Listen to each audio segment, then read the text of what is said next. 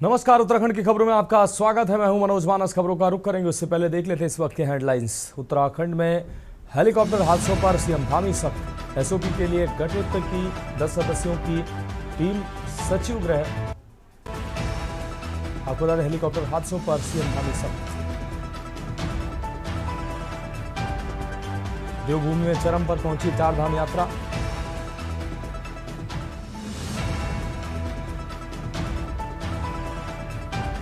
त्रिस्तरीय पंचायत चुनाव की तैयारी पूरी।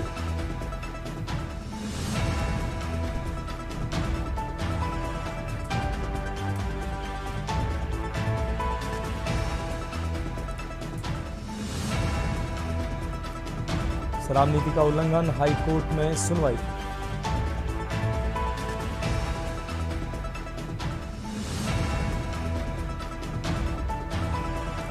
स्मार्ट मीटर के बिल से उपभोक्ता परेशान। आप देख रहे हैं की न्यूज, खबरों का सारथी। और अब खबर विस्तार से। अहम खबर से बुलेटिन की शुरुआत करते हैं। चमोली से अहम खबर, जहां ग्रीष्मकालीन राजधानी गैरसैंण पहुंचे सीएम धामी। कल भराड़ीसैंण में आयोजित होगा योग दिवस, जिसमें वो शामिल होंगे। परंपरागत ढंग से सीएम धामी का स्वागत किया गया। छोलिया लोक व पारंपरिक वाद्य यंत्रों से हुआ स्वागत। कल भराड़ीसैंण में आयोजित योग दिवस में शामिल होंगे मुख्यमंत्री। परंपरागत ढंग से सीएम धामी का किया गया स्वागत। छोलिया लोक व पारंपरिक वाद्य यंत्रों से सीएम का स्वागत। सीएम पुष्कर सिंह धामी को पुलिस ने दिया गार्ड ऑफ ऑनर। चमोली से अहम खबर, ग्रीष्मकालीन राजधानी गैरसैंण पहुंचे सीएम धामी। कल भराड़ीसैंण में आयोजित योग दिवस में होंगे शामिल। परंपरागत ढंग से सीएम धामी का किया गया स्वागत।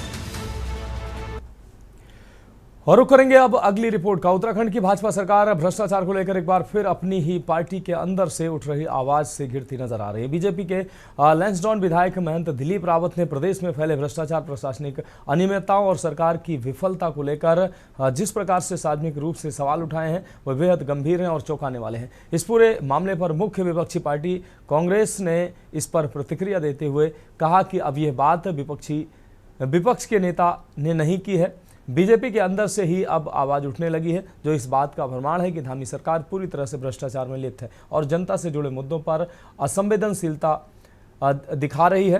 कांग्रेस ने आगे कहा कि जब खुद सत्ताधारी दल के विधायक सरकार को सवालों के घेरे में खड़ा कर रहे हैं तो ये साफ हो गया है कि प्रदेश का प्रशासन अब जनहित के लिए नहीं बल्कि सिर्फ अपने निजी हितों से संचालित हो रहा है। कांग्रेस पार्टी मांग करती है कि विधायक महंत दिलीप रावत द्वारा उठाए गए सभी सवालों की उच्च स्तरीय निष्पक्ष जांच करवाकर सरकार को जनता के सामने अपना पक्ष रखना चाहिए, क्योंकि उत्तराखंड की जनता हर चीज को देख रही है और समय आने पर इसका करारा जवाब देगी। आपको बता दें, उत्तराखंड के लैंसडाउन से बीजेपी विधायक दिलीप रावत ने अपनी ही सरकार पर भ्रष्टाचार के आरोप लगा दिए हैं। दरअसल मामला यूपीसीएल से जुड़ा हुआ है। विधायक दिलीप रावत ने यूपीसीएल में हो रही अनियमितता, भ्रष्टाचार का जिक्र करते हुए शिकायत की है और पूरे मामले की निष्पक्ष जांच की मांग की थी। बीजेपी विधायक का साफ आरोप है कि बीते दिनों उनकी विधानसभा क्षेत्र में एक विद्युत कर्मी की ऑन ड्यूटी करंट लगने से मौत हो गई थी। विधायक ने कहा कि इस समय यूपीसीएल में बहुत बड़ी लापरवाही सामने आ रही है। यूपीसीएल में टेम्पररी एमडी, टेम्पररी डायरेक्टर बने हुए हैं और पैसा लेकर इनको पोस्टें बांटी गई हैं और मेरे डिवीजन में जेई और एसडीओ पता नहीं कहां से आ गए हैं, जिसके चलते प्रॉपर कोई काम नहीं हो रहा है और मेरे कई बार एमडी से कहने के बावजूद भी उन्होंने कार्रवाई नहीं करी। विधायक ने कहा कि सेवा विस्तार के नाम पर अधिकारी मेवा खा रहे हैं। उन्होंने मुख्यमंत्री पुष्कर सिंह धामी से इस पूरे मामले की उच्च स्तरीय जांच की मांग की थी। वहीं बीजेपी की ही विधायक द्वारा भ्रष्टाचार पर उठाए गए सवाल पर प्रदेश की सियासत गर्मा गई है। देखिए, मेरे यहाँ एक विद्युत कर्मी का करंट से जो है मृत्यु हो गई है ऑन ड्यूटी पे, और ये बड़ा दुर्भाग्यपूर्ण है। और मैं समझता हूँ कि यूपीसीएल की बहुत घोर लापरवाही है। और मेरा तो यहाँ तक कहना है कि इस समय यूपीसीएल में बहुत बड़ी लापरवाहियाँ हो रही हैं। टेम्परेरी एमडी बने हैं, टेम्परेरी डायरेक्टर बना है और पैसा ले लेके इनको पोस्टें बांट दी गई हैं। और ये समझ लो कि क्षेत्रों में अफरा तफरी है। मेरे यहाँ डिवीज़न कोई है, जेई कहीं से आ रखा है, एसडीओ कहीं से आ रखा, प्रॉपर कोई काम नहीं हो रहा है। और मेरे कई बार एमडी से कहने के बावजूद भी उन्होंने ये कार्रवाई नहीं करी। मैं समझता हूँ कि सेवा विस्तार के नाम पर मेवा ज़्यादा खा रहे हैं ये आज वर्तमान में अधिकारी। भाजपा के विधायक ने ऊर्जा निगम पर आरोप लगाए थे, लेकिन वो अपने बयानों से भले ही पलट गए हों, लेकिन सवाल ज्यों के त्यों है। कांग्रेस पार्टी तो लगातार कह रही है कि चहेते अधिकारियों को सेवा विस्तार दिया जा रहा है, होनहार अधिकारी हतोत्साहित हो रहे हैं। और ऐसा कोई विभाग उत्तराखंड में नहीं जहां कमीशन चोरी का खेल न चल रहा हो। अब विधायक का पलटना अपनी जगह है, लेकिन जो सवाल है वो अपनी जगह है और इससे कोई इनकार नहीं कर सकता कि उत्तराखंड में चारों ओर अव्यवस्था है, भ्रष्टाचार हावी है और चहेते अधिकारियों का बोलबाला है, जो मंत्रियों को कमा करके दे रहे हैं, जो सरकार के जो है मंसूबों के हिसाब से काम कर रहे हैं और आम आदमी परेशान है। देखिए, भ्रष्टाचार उत्तराखंड में चरम सीमा पे है। यहाँ पर जो भ्रष्टाचारी है वो एक छोटा कर्मचारी से लेकर के और जो शीर्ष पर बैठे हुए हैं हमारे माननीय धामी जी, वो भी भ्रष्टाचार के आंच से दूर नहीं है। अगर भ्रष्टाचार के आंच से दूर नहीं होते तो जो महंत दिलीप रावत जी आरोप एक दिन में लगाते हैं और दूसरे दिन उनको खारिज करके पलटी मार देते हैं, तो उनका पलटी से ही स्पष्ट होता है कि वो एक नंबर के जो है भ्रष्टाचार में लिप्त हैं। और यही उनकी वजह है कि वो सिर्फ अधिकारियों को सस्पेंशन करने से क्या भ्रष्टाचार खत्म हो जाता है? और अधिकारियों का हर जगह अधिकारी अपना काम करता है। कई जगहों पे तो अधिकारी बड़े ईमानदार हैं, बड़े काम अच्छे से कर रहे हैं, लेकिन इन्हीं नेताओं के भ्रष्टाचार की वजह से उन्हें जो है कहीं निलंबन का या किसी और प्रकार का उसमें झुलसना पड़ता है। इस प्रकार के उसमें उनको झुलसना पड़ता है, जो कि सरासर गलत है। वहीं पौड़ी जनपद के रिगडीखाल ब्लॉक में बिजली की लाइन पर कार्य करते समय संविदा लाइनमैन की करंट लगने से मृत्यु को लेकर भाजपा विधायक महंत दिलीप रावत ने यूपीसीएल पर गंभीर आरोप लगाए थे। इस घटना में बड़ी तेजी से यू टर्न आ गया है। बीजेपी विधायक महंत दिलीप रावत का दूसरा बयान सामने आया है, जिसमें वह मुख्यमंत्री के निर्देश पर त्वरित कार्रवाई होने की बात करते हुए दिखाई दे रहे हैं। उनका कहना है कि संबंधित उपखंड अधिकारी चंद्रमोहन, अवर अभियंता शुभम कुमार और अधिशासी अभियंता विनीत कुमार सक्सेना को तत्काल प्रभाव से निलंबित कर दिया गया है। उन्होंने कहा कि मेरे क्षेत्र में बुजुर्ग व्यक्ति की करंट लगने से मृत्यु हो गई थी, जो कि घोर लापरवाही थी। इसके बाद मैंने मुख्यमंत्री से निवेदन किया था कि इन पर कठोर कार्रवाई की जाए और अब मुख्यमंत्री ने कठोर कार्रवाई करते हुए संदेश दिया कि लापरवाह कर्मचारी बख्शे नहीं जाएंगे। मैं अपनी और पीड़ित परिवार की ओर से मुख्यमंत्री पुष्कर सिंह धामी का धन्यवाद करता हूं। मेरे क्षेत्र में जो एक विद्युत कर्मी की करंट लगने से मृत्यु हो गई थी, जो कि विभाग की घोर लापरवाही थी और मैंने माननीय मुख्यमंत्री से निवेदन किया था कि उनके ऊपर कठोर कार्रवाई की जाए। तो माननीय मुख्यमंत्री जी ने संवेदनशीलता का परिचय देते हुए कठोर कार्रवाई की है और ये संदेश दिया है कि लापरवाह कर्मचारी बख्शे नहीं जाएंगे। मैं क्षेत्रीय जनता की ओर से और अपनी ओर से भी और पीड़ित परिवार की ओर से उनका धन्यवाद करता हूं। कि अगर विभाग की लापरवाही है और उसके लापरवाही के कारण किसी की मौत हो जाती है, तो एक जनप्रतिनिधि के नाते एक विधायक की जिम्मेदारी की उस विषय को लेकर बात करें। और एक लाइनमैन की मौत हो रही है तो हम आंख बंद करके नहीं बैठ सकते। जो डिपार्टमेंट है उस डिपार्टमेंट के लिए तो बोलना ही पड़ेगा, क्योंकि उसकी जवाबदेही होती है। सरकार हमारी इसमें कोई दो राय नहीं है, हम चीज़ों को दुरुस्त करने का प्रयास भी करेंगे, लेकिन विभाग की लापरवाही को भी उजागर करेंगे और उनको भी कहीं ना कहीं टारगेट करेंगे ताकि उनका कामकाज का तरीका ठीक हो। सीएम धामी ने ये फैसला कार्यस्थलों पर सुरक्षा मानकों के पालन को सुनिश्चित करने और भविष्य में ऐसी दुर्भाग्यपूर्ण घटनाओं की पुनरावृत्ति रोकने की दृष्टि से लिया है। सीएम धामी ने स्पष्ट रूप से कहा कि इस प्रकार की लापरवाही किसी भी स्थिति में बर्दाश्त नहीं की जाएगी। सीएम धामी ने अधिकारियों को निर्देशित किया कि विद्युत कार्यों के दौरान सुरक्षा को सर्वोच्च प्राथमिकता दी जाए। यह सुनिश्चित किया जाए कि कार्यस्थल पर सभी जरूरी सुरक्षा उपकरणों की उपलब्धता हो, विशेष रूप से फायर या शार्प ऑब्जेक्शन जैसे जोखिमपूर्ण उपकरणों के उपयोग के समय संबंधित कर्मियों के पास helmet, gloves, safety belt, insulated औजार जैसे सभी सुरक्षात्मक संसाधन मौजूद होने चाहिए। Uttarakhand desk report. अब बढ़ेंगे अगली खबर की ओर। मुख्यमंत्री पुष्कर सिंह धामी भ्रष्टाचार को लेकर गंभीर नजर आ रहे हैं, लेकिन उत्तराखंड के कई ऐसे अधिकारी हैं जो सरकार की छवि को खराब करने का काम कर रहे हैं। खाद्य विभाग के कुमाऊं मंडल के एक बड़े अधिकारी का रिश्वत मांगने का ऑडियो सोशल मीडिया पर जमकर वायरल हो रहा है।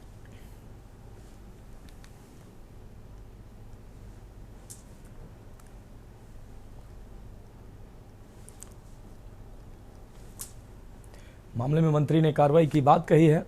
खाद्य विभाग के एक बड़े अधिकारी पर आरोप लगे हैं।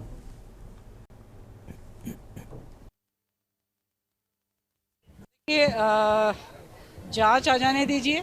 निश्चित रूप से जांच के उपरांत में जो कार्यवाही की जानी चाहिए वह कार्रवाई कठोरता के साथ की जाएगी। विभाग के एक बड़े अधिकारी पर आरोप लगे हैं।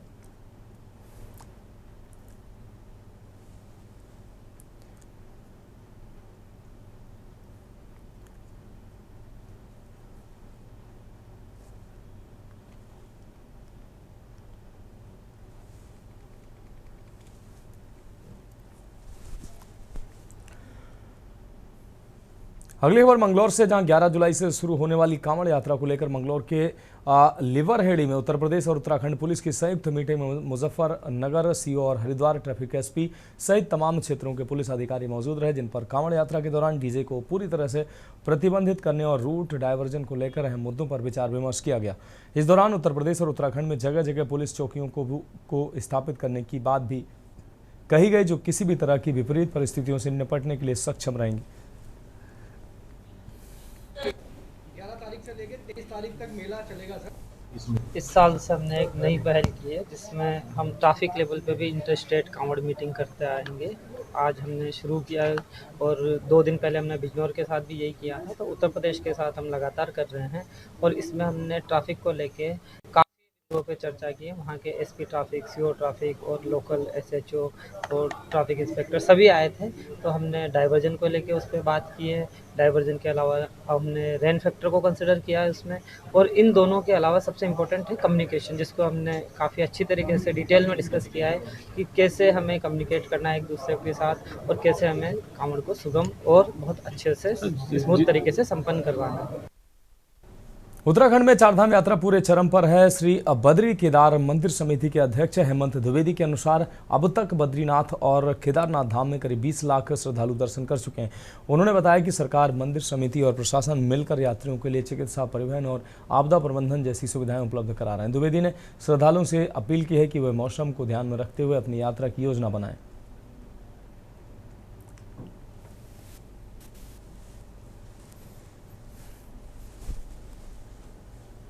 जो यात्री व्यवस्था है, उनकी यात्रा रूट पर जो भी हमारी, चाहे वो परिवहन व्यवस्था हो, चिकित्सा व्यवस्था हो, और जो उनको सुगम सरल दर्शनों की व्यवस्था है, वो पूरी तरह से सरकार ने किया हुआ है। श्री बद्री केदार मंदिर समिति के कर्मचारी, अधिकारी और शासन प्रशासन मिलजुल के जो है कि सभी यात्रियों के लिए एक सुगम और सरल दर्शनों की व्यवस्था के लिए वचनबद्ध है।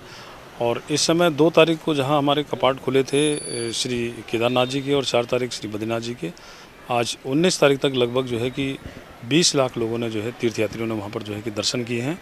और आगे भी जो मौसम को देखते हुए इस समय क्या है कि हमारा जो आपदा प्रबंधन है, वो कंट्रोल रूम भी वहाँ पर स्थापित हो चुके हैं।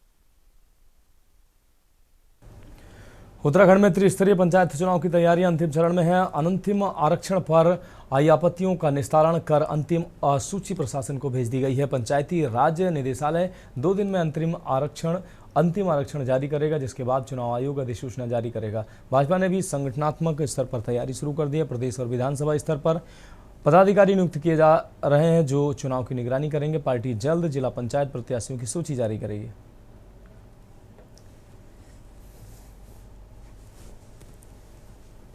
त्रिस्तरीय पंचायत चुनाव को लेकर के राज्य सरकार के द्वारा लगभग पूरी तैयारी कर ली गई है। अनंतिम आरक्षण के प्रकाशन के बाद जो भी आपत्तियां आई थी, जिला स्तरीय समिति जो कि जिलाध्यक्ष की जिलाधिकारी की अध्यक्षता में बनी थी, उनके द्वारा सभी आपत्तियों को निस्तारण कर दिया गया है। और जो जानकारी मिली है कि सभी जिलों में आरक्षण की अंतिम सूची तैयार हो गई है। उत्तराखंड हाईकोर्ट ने राज्य में त्रिस्तरीय पंचायत चुनाव हेतु निर्धारित किए गए आरक्षण के रोटेशन प्रक्रिया को चुनौती देती याचिकाओं की सुनवाई करते हुए राज्य सरकार से 23 जून तक स्थिति स्पष्ट करने को कहा है। मामले की सुनवाई के लिए कोर्ट ने 23 जून की तिथि नियत की। आपको बता दें कि बागेश्वर निवासी गणेश दत्त, कांडपाल व अन्य ने हाईकोर्ट में याचिका दायर कर कहा कि सरकार ने 9 जून 2025 को एक आदेश जारी कर पंचायत चुनाव हेतु नई नियमावली बनाई। साथ ही 11 जून को आदेश जारी कर अब तक पंचायत चुनाव हेतु लागू आरक्षण रोटेशन को शून्य घोषित करते हुए इस वर्ष से नया रोटेशन लागू करने का निर्णय लिया है, जबकि हाईकोर्ट ने पहले से ही इस मामले में दिशा निर्देश दिए हैं।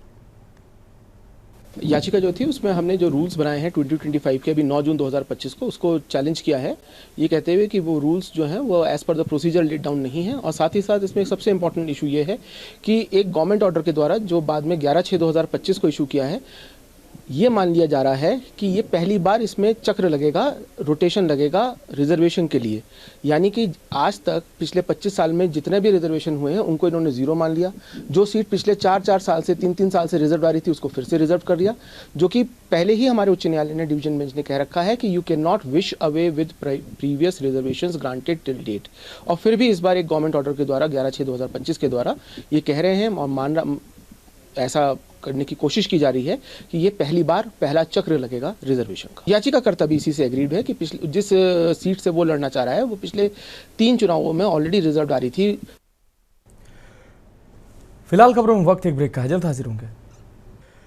ब्रेक के बाद उत्तराखंड की खबरों में एक बार फिर से आपका स्वागत है। बढ़ेंगे अगली खबर की ओर। हरिद्वार के प्रतिष्ठित भारत माता मंदिर में वर्चस्व और संपत्ति को लेकर विवाद सामने आया है। महामंडलेश्वर स्वामी ललितानंद गिरी ने प्रेस वार्ता कर आरोप लगाया है कि उन्हें आश्रम से योजनाबद्ध तरीके से अलग किया जा रहा है। उनका कहना है कि जब से उन्होंने खर्चों को लेकर सवाल उठाए हैं तब से उन्हें बैठकों से दूर रखा गया है और अब बात तक नहीं की जा रही। वहीं आश्रम के सचिव ID शास्त्री ने इन आरोपों को नकारते हुए कहा कि आश्रम ट्रस्ट द्वारा संचालित होता है और सभी के साथ समान व्यवहार किया जा रहा है। उनका कहना है कि कोई षड्यंत्र नहीं रचा गया है और ललितानंद गिरी का आरोप निराधार है।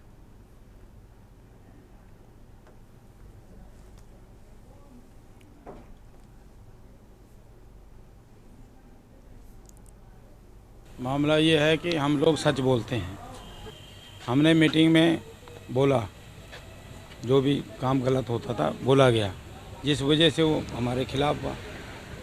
आचार्य जी से भी हमने कई बार बोला। गुरु जी ने मेरे को स्वयं महंत बनाया, तो गुरु जी को कैसे चैलेंज कर रहे हैं वो? गुरु जी की बात को क्यों वो कर रहे हैं वो? जब गुरु जी ने हमारे को महंत बनाया, सेवा के लिए महंत बनाया, वहाँ की व्यवस्था के लिए महंत बनाया, सबको पता वहाँ की व्यवस्था में हम होते थे। ऐसा तो कोई बात नहीं है और ये बात नहीं है कि मैं कोई, ना तो मैं षड्यंत्र कर रहा हूँ, ना कोई ऐसी बात है। कल हमारी 6ठी पुण्य तिथि गुरु जी की थी। कल आप लोग भी आए थे, पूरा मंच था, संत समाज था, उनको भी आदर सत्कार से वो बैठे थे, उनका भी स्वागत हुआ है जी। और उन्होंने सब जितने भी महामंडलेश्वर थे और अपने जो शंकराचार्य जी थे उनके साथ बैठ के भोजन प्रसाद लिया है और जो सब काम सम्मान करते हैं उनका भी सम्मान हुआ है। पूरे प्रदेश में इन दोनों स्मार्ट मीटर लगाने का काम पूरे जोर शोर से इन दिनों चल रहा है। विद्युत विभाग जहां स्मार्ट मीटर का फायदा बता रहा है तो वहीं स्मार्ट मीटर के बल से उपभोक्ता परेशान है। आपको बता दें कि हल्द्वानी के रहने वाले डहरिया निवासी 2 लोगों के बिजली का भारी भरकम बिल आने से उनको झटका लगा। फिलहाल दोनों मामलों में विद्युत विभाग ने उपभोक्ता के बिल को ठीक कर दिया, लेकिन विद्युत विभाग के स्मार्ट मीटर पर लगातार सवाल उठ रहे हैं। डहरिया स्थित CMT कॉलोनी निवासी भवानी राम को बिजली का नया स्मार्ट मीटर लगाने के 5 माह बाद 2.62 लाख रुपए का बिल मिला है। प्रतिमाह 1000 से 1200 रुपये, 2000 रुपए तक का बिल आता था। वहीं 2 लाख से अधिक का बिल देखकर वो हैरान रह गए। भवानी राम के घर के सामने ही रहने वाले एक परिवार का 23 लाख 12,000 रुपये का बिल आया है। ऐसे में स्मार्ट मीटर के ऊपर उपभोक्ता सवाल खड़े कर रहे हैं और ऊर्जा निगम का कहना है कि पुराने मीटर की रीडिंग के आधार पर बिल जनरेट होने का मामला सामने आया है। निगम और स्मार्ट मीटर लगा रही कंपनी पुराने मीटर की MRI कराने के दौरान कुछ तकनीकी दिक्कतें हुई हैं, जिसके चलते ऐसा हुआ है।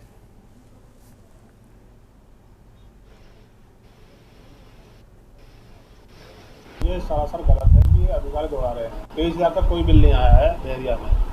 वो जो आप दिखा रहे हैं मुझे मैसेज, वो वायरल मैसेज है, वैसे ही गलत मैसेज है, उसकी तो FIR की जाएगी। जो 2 लाख का आपने बताया वो ASD का बिल था। पुराना बिल फरवरी में जब आया था तो उसको रिवाइज किया गया था, तो उसका ASD का बिल अब हमने ठीक करके 3,855 का बिल बन गया है उसका, और 93 रुपये की ASD बनी है केवल उसकी। वो हमने रिवाइज भी कर दिया, कल ही कर दिया उसको, वो ठीक है। 2 लाख वाला 23 लाख वाला जो है उसकी हम FIR करेंगे। गलत मैसेज है वो UPCL की तरफ से नहीं है मैसेज, वो किसी फ्रॉड द्वारा ये मैसेज फैलाया जा रहा है। स्मार्ट मीटर लगा तो परेशानी हो गई, बिल भी बढ़ के आ रहा है इसमें, और अधिकारी के पास जा रहे हैं, अधिकारी वहाँ जाओ कह रहे हैं, कहीं जाओ कह रहे हैं। अब हमने 119/12 का नहीं किया, उसमें भी कॉल करके देख लिया है, और हमारा इस महीने का बिल है 2,62,100 रुपये। अच्छा, क्योंकि इतना बिल कैसे आ गया आपका? डहरिया। इतना बिल आने का कारण क्या रहा उसमें? पता नहीं, ये मीटर जब से स्मार्ट मीटर लगाया तब से हमारे सामने वालों का 23 लाख रुपए का बिल आ रहा है। बहुत ज़्यादा परेशान हो रही है, ज़्यादा से ज़्यादा बिल आ रहा है। और मैं CMT डहरिया पे हूँ कविता। जब से स्मार्ट मीटर लगा हमारा 23 लाख बिल आया था। तो अधिकारी क्या कहते हैं? अधिकारी क्या कहते हैं, वो यहाँ से वहाँ से यहाँ भगा रहे हैं। बाद में हो गया था हमारा सॉल्व, माइनस करके हमारा 700 का बिल आया था। पहले कितना बिल आता था? पहले ऐसे 1,000-1,500 तक का। अच्छा, कहीं ना कहीं स्मार्ट मीटर देखा जाए तो ठीक है, नहीं है? नहीं, सही है।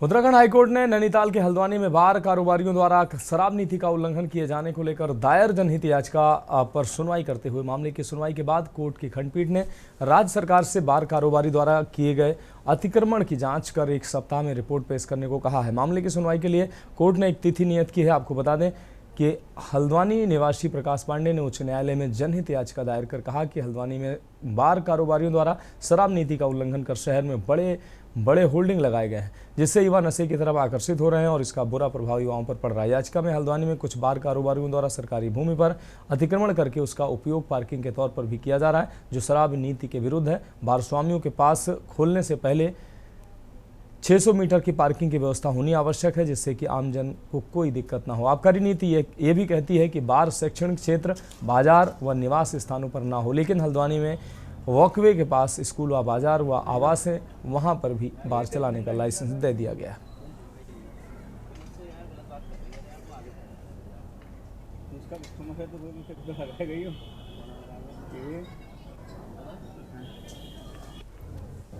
जो जनहित याचिका दायर हुई थी, आज उसकी पहली सुनवाई थी, जिसमें क्या कहते हैं कि जो लिकर बार है और हल्द्वानी में स्थित 2 बार उसमें प्राइवेट रिस्पोंडेंट थे, जिसमें से कि एक बार के बारे में कोर्ट की ऑब्जर्वेशन थी कि हो सकता है कि उसका इंक्रोचमेंट रहा हो, और अगर उस पर अतिक्रमण हुआ है तो उससे स्टेट से जवाब मांगा गया है, और जिसकी अगली नियत तारीख जो है अगले हफ्ते में होगी। याचिकाकर्ता का कहना है कि कुछ बार जो हैं वो शहर में बड़े होर्डिंग्स लगाते हैं, जिससे कि युवा जो है वो उसका आदी हो सकता है, और वो एक तरीके का प्रमोशन है जो कि नहीं होना चाहिए, जो शराब नीति के भी खिलाफ है।